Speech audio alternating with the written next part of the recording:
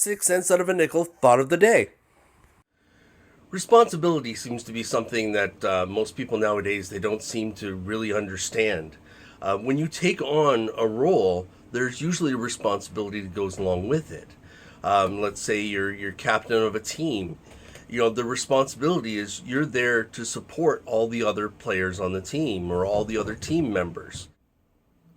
That's something people don't seem to quite understand nowadays.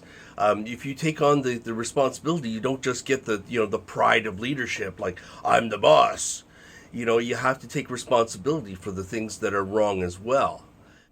And it's not a one-time thing. It's like you don't just take responsibility once and then say you're done with it, and then that's all there is to it. It's like parenting. Responsibility doesn't end when a child turns 18.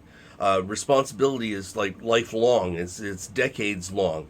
Now, obviously, when they're a kid, you have greater responsibilities to them, and your responsibility lessens and lessens with each passing year. But, still there's, even when they're 20, 30, 40, you still have a responsibility to them. Just the responsibility changes. But some people just can't seem to take responsibility for anything, it seems. And it's really hard to deal with those types of people. Really and truly, you can't really depend on those people for very much of anything.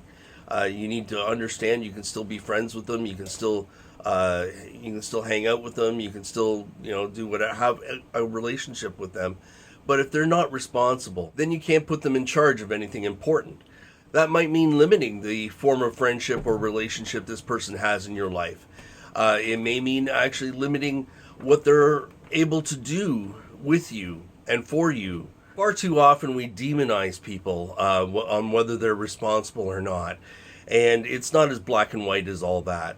There are people, we all know somebody who's not very responsible, but they're a lot of fun to be around.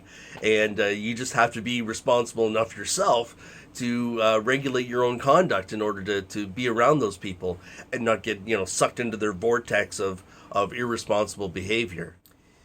It may mean setting boundaries, whether they're uncomfortable boundaries or not. Or it could just be so bad that you could just decide, that's it. I don't want anything more to do with this person. They're just not responsible. They're not the type of person I want to hang around.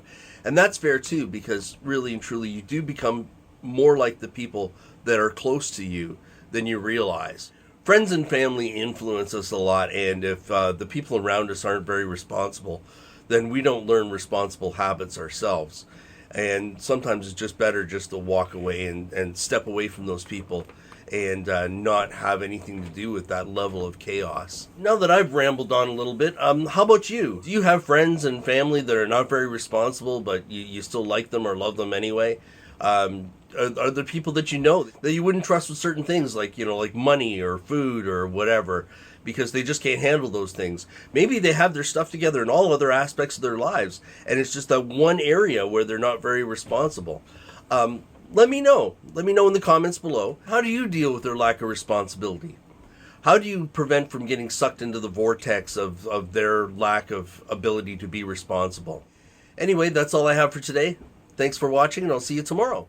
If you found this video helpful, please like, share, subscribe, and ring that bell for more content. Thank you very much. Until next time.